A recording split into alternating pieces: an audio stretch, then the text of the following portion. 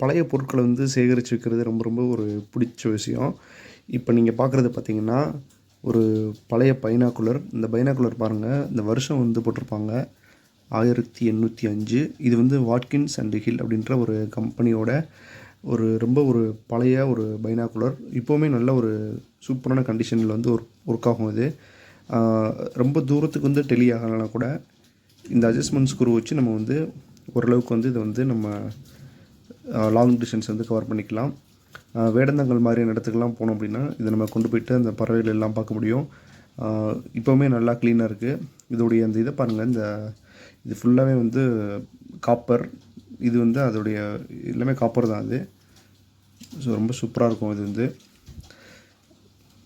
இதே மாரி இப்பவுமே வந்து இந்த பைனாகுலர்ஸ் கிடைக்குது. ஆனா, இது வந்து கிட்டத்தட்ட ஒரு 200 வருஷம் ஓல்டு பைனாகுலர்.